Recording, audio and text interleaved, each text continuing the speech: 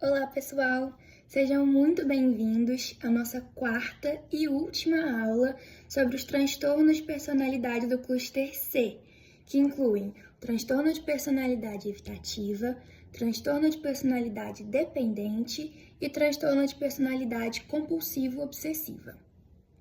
Nas aulas anteriores, nós discutimos em detalhes a psicodinâmica de cada um desses transtornos, os critérios diagnósticos também, e as principais estratégias para nossa avaliação clínica, além das considerações importantes do diagnóstico diferencial. Hoje, nosso foco será compreender o impacto funcional desses transtornos na vida das pessoas, discutindo seu prognóstico ao longo do tempo e também vamos abordar um pouco das medidas terapêuticas, com destaque para a psicoterapia e com o uso bem racional das medicações. Vamos lá?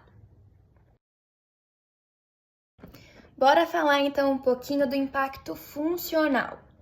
Os transtornos de personalidade do cluster C afetam profundamente a maneira como que as pessoas percebem a si mesmas, os outros e também o mundo ao seu redor. Os transtornos são marcados principalmente por uma ansiedade, medo de rejeição, insegurança e necessidade de hipercontrole, o que traz repercussões importantes em todas as esferas da vida. Nos relacionamentos interpessoais, é muito comum uma dificuldade de estabelecer e de manter vínculos afetivos, a evitação de interações sociais por medo da crítica ou por medo da rejeição, especialmente no transtorno evitativo, uma submissão excessiva e um medo de discordar com o outro, aí especialmente no transtorno dependente, e uma relação mais marcada por rigidez, controle e uma necessidade de ordem, especialmente no transtorno de personalidade obsessivo-compulsiva. Essas características dificultam muito o convívio, geram sofrimento e comprometem a qualidade de vínculos afetivos, familiares e profissionais também. No ambiente de trabalho, a gente pode encontrar vários prejuízos, como o medo de fracasso ou um medo de exposição, que pode inibir a iniciativa e a capacidade de tomar decisões. Pode também afetar o trabalho em equipe, trazendo um isolamento social ou uma passividade muito grande que dificulta ali o desempenho do coletivo. Já em contrapartida, o perfeccionismo excessivo pode fazer com que o paciente dedique a maior parte do seu tempo exageradamente ao trabalho, negligenciando até outras áreas da sua vida, o que é um padrão clássico no transtorno obsessivo-compulsivo. Além disso, tem muitas repercussões internas, como a baixa autoestima, uma hipervigilância muito frequente e uma insegurança crônica, que mantém ainda mais esse ciclo de evitação e vai reforçando os padrões disfuncionais. Agora vamos conversar um pouquinho sobre o prognóstico. Quando a gente fala de transtorno de personalidade, é essencial que a gente lembre que ele tem um curso crônico. Então, se manifesta desde a adolescência ou ali o início da vida adulta e persiste por longos períodos. No entanto, isso não significa que não tenha uma melhora, muito pelo contrário. Com tratamento adequado e um acompanhamento contínuo, é possível reduzir significativamente o sofrimento, promover uma adaptação social e melhorar a funcionalidade dessas pessoas. Vamos ver como que o curso pode variar em cada transtorno? No transtorno de personalidade evitativa, muitos indivíduos funcionam até relativamente bem em ambientes familiares protegidos, com relações mais estáveis. Entretanto, eles estão muito vulneráveis ao desenvolvimento de sintomas mais ansiosos e depressivos, especialmente em momentos de mudança. Então, fobias sociais são muito comuns ao longo desse curso. No transtorno de personalidade dependente, o curso natural ainda é muito pouco compreendido, mas o prognóstico costuma ser favorável com tratamento. A perda de figuras de apoio pode desencadear episódios depressivos intensos, porque essas pessoas têm uma extrema necessidade de amparo externo no outro. Já no transtorno de personalidade obsessivo-compulsiva, o curso é mais variável. Pode evoluir para episódios depressivos e, em casos mais graves, e também mais raros, até para quadros psicóticos. Muitos conseguem uma adaptação profissional razoável, mas apresentam grande dificuldade de lidar com mudanças e de desenvolver vínculos interpessoais mais flexíveis. Vamos conversar agora, então, de quais medidas terapêuticas são realmente eficazes? É importante a gente lembrar que os transtornos de personalidade não têm cura, mas eles têm gerenciamento. E a base desse tratamento, o pilar, é a psicoterapia. Ela vai buscar o desenvolvimento de habilidades mais adaptativas. Em muitos casos, a abordagem farmacológica também está indicada, em conjunto com a psicoterapia. Então, vamos abordar cada uma delas um pouquinho mais a fundo?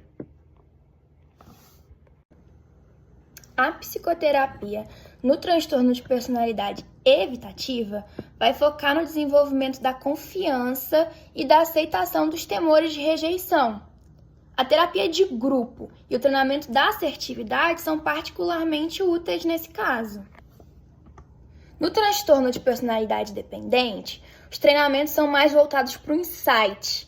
A terapia cognitivo-comportamental, familiar, em grupo e o treinamento da assertividade têm bons resultados.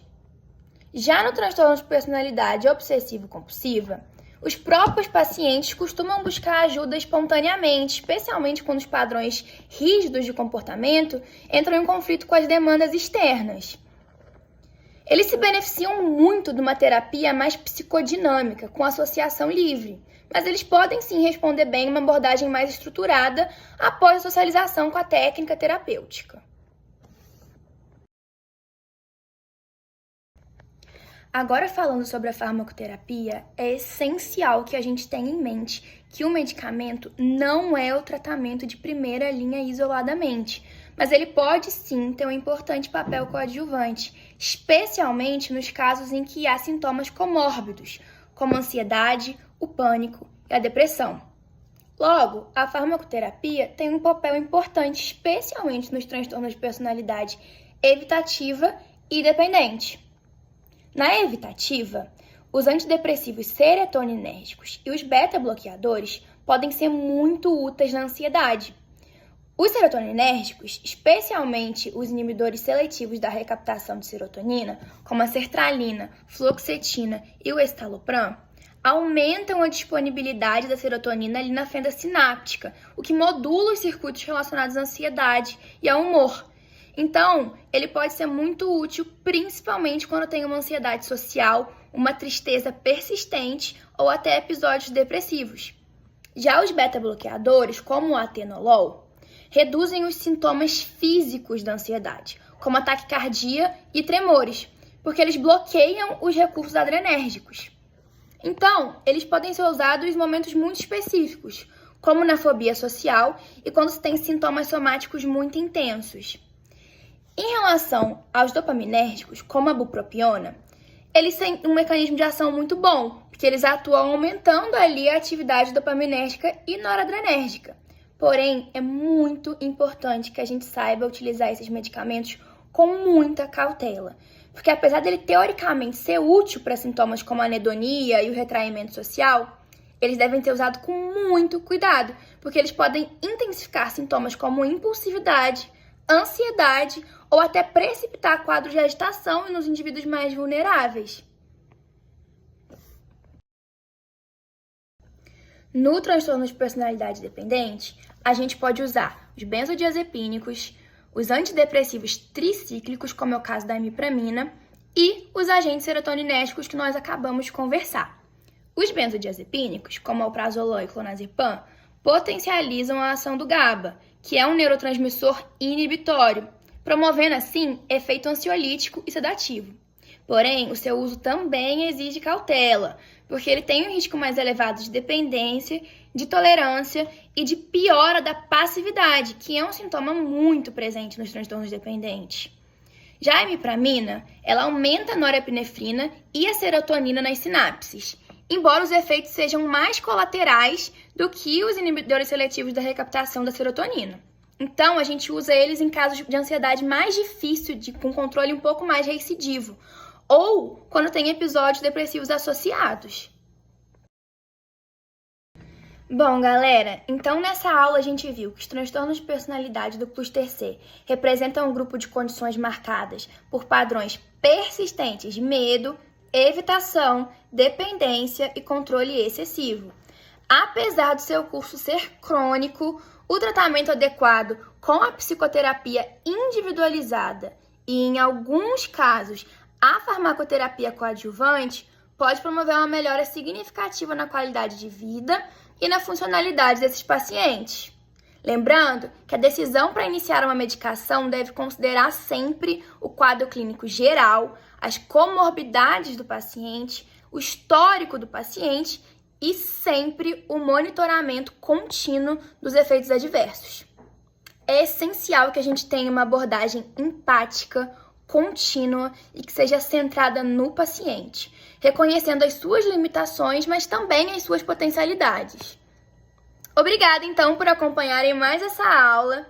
Para um aprofundamento, eu recomendo que vocês leiam essas referências aqui, que foram as que a gente utilizou para montar essa videoaula, sendo a nossa principal referência o livro Compêndio de Psiquiatria do Kaplan, além das diretrizes clínicas mais atualizadas. Até a próxima, pessoal!